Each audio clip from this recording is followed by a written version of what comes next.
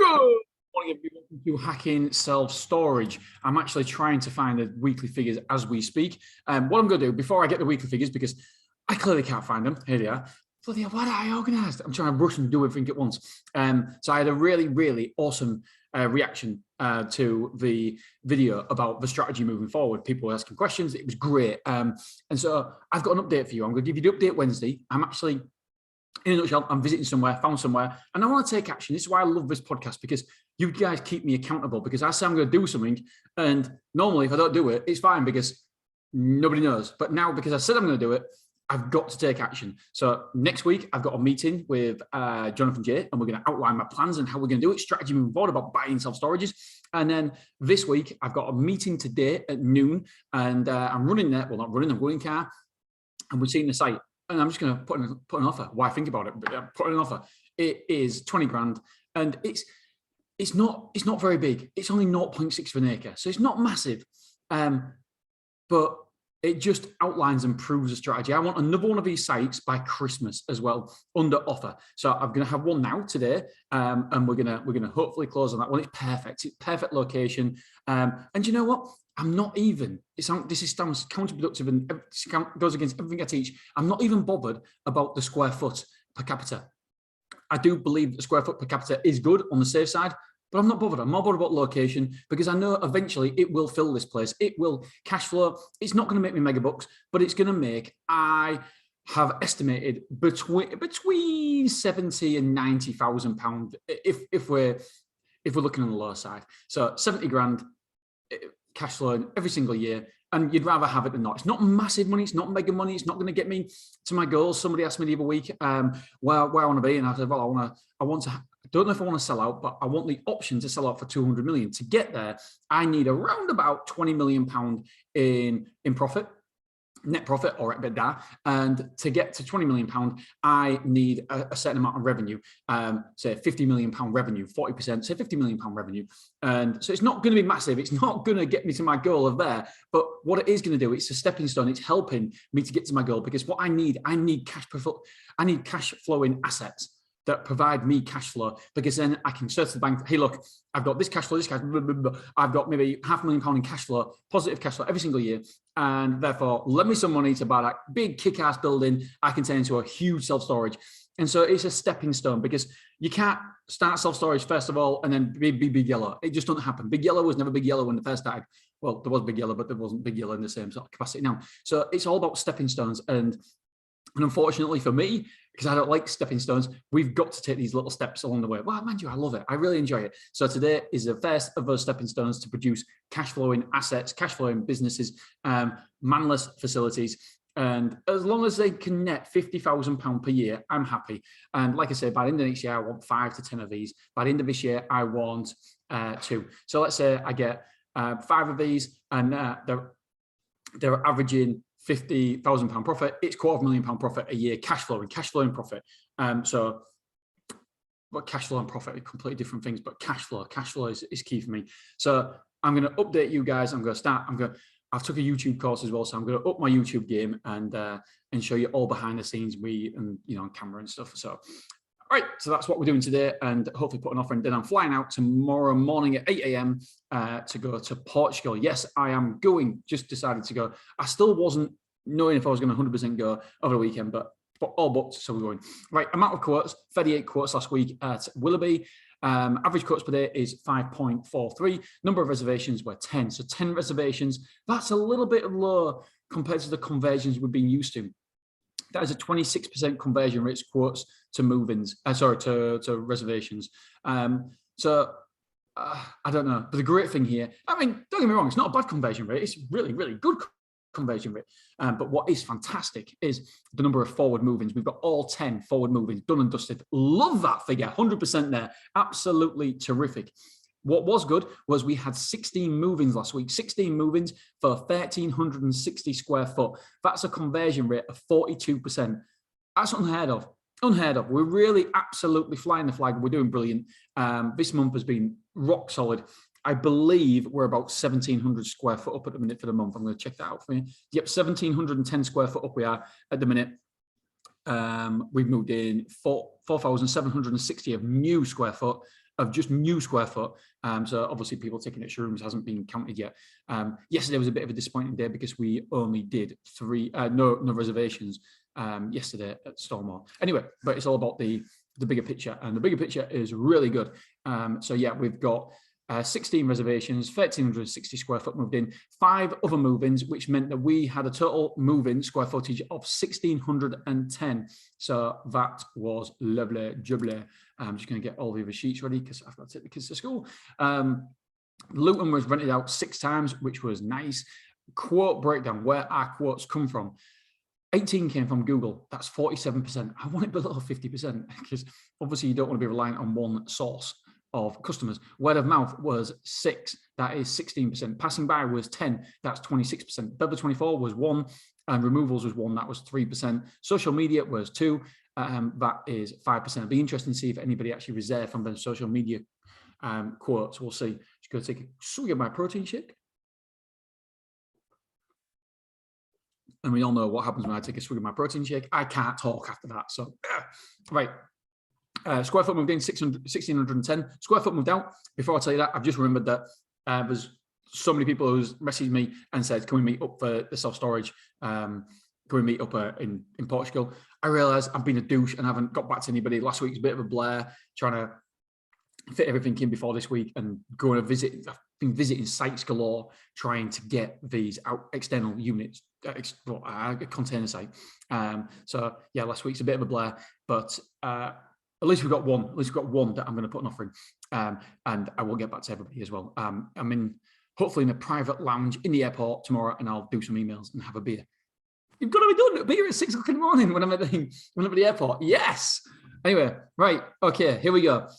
Square foot moved out was 1,085. So we net result was 525 square foot up. I actually said that to you guys. Remember, I said that we're going to be around about 500 square foot up last week, and we did it. Yay! Amount of rooms moved in was 21. Amount of rooms moved out was 17. Total internal rooms occupied is 356. By the way, it's never ever across the board a good week. Clough Road, there was some good elements, but we lost square footage. We lost square footage at Clough Road last week. So, but we've changed things, and I'll tell you about that tomorrow because these are the reasons. These are the things.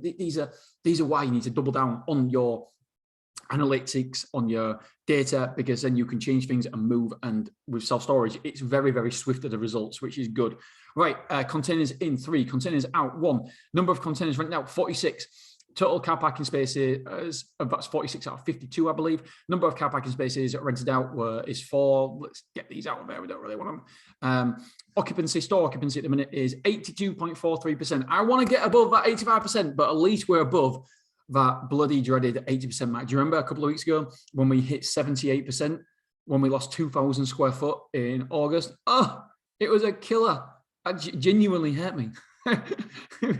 It was because you don't know what's going to happen. You don't know if the economic climate's making people move out, and therefore this is the start of a dark winter.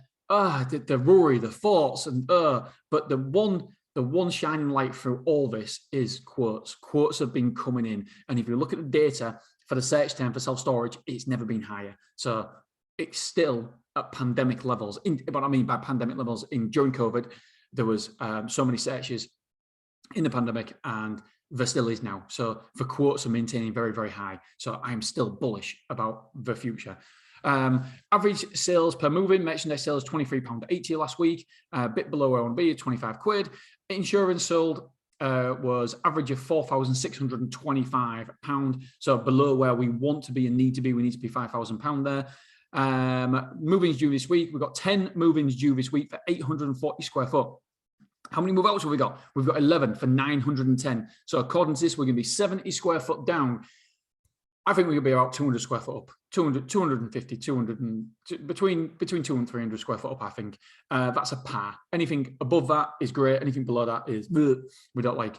Right, let's have a look at this analytics.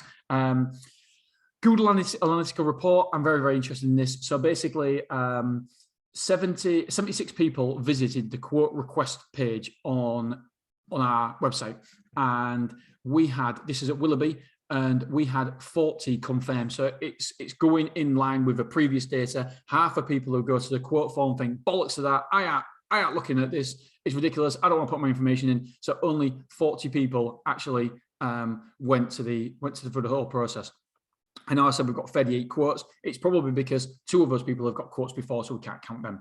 Right, let's have a look at what happened at Clough Road. Clough Road was 69 quotes, went to the quote form, but only 33. Mind you, it's about half again, so about 50%. Again, 33 people completed the quote form, which was, again, it's fascinating. It's digging that little bit, a little layer deeper, because in self-storage, you don't need to do this. But you know what? In 10 years' time, you will need to do this because everybody else will be doing this. So only the best will survive. And so why not use best practices now? If this was another industry that I've been in previously, then it's competitive. And I've got to up my game. I've got to know my analytics and I've got to know my data.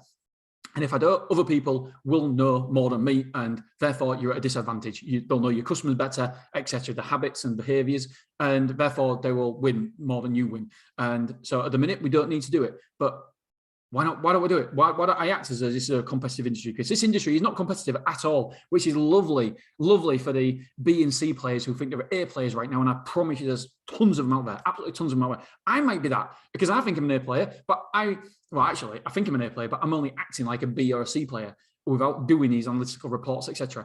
And I realize that someone listens to this will be like, oh, I don't do it. That has probably been really, really harsh, because this is probably an A-star player who looks at the analytical reports to this level. And yeah, I just realized that I'm saying I'm an A-star player, which I'm clearly not. I don't know. I think that's a bit harsh, because I don't know, because whatever I say, I'm going to feel a douchebag if I say, yeah, I am. And if I don't, I feel like, if I say I'm not an A-star player, I'm going to think that, well, why don't you believe in yourself more? Why aren't you an A-star player? What are you doing wrong then? Come on, mate, believe in yourself. And so I can't win. So it is what it is. But basically, long story short, at the minute, and I realize I'm going around the houses here. Long story short is that at the minute, you don't need to be great to have a great result in self-storage, but it will get more and more competitive. So we do need to grow a little bit every single year, every single week, every single day, just a little bit of it, just getting yourself a little bit better. And by the way, if you listen to a podcast about self-storage, then that has got to surely put you in the top 10% anyway, because most people will not give a shit and not listen to a podcast about self-storage. If you're listening to this, I probably don't want to buy your business, because you know what you should be doing, or you are doing what you should be doing, and therefore I can't add much value to your self-storage, and therefore it's not going to be a great deal for me.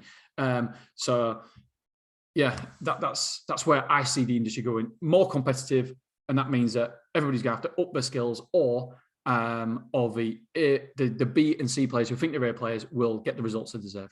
Right, move on quickly because I'm going down that bloody rabbit hole. Users 253, so 253 visitors.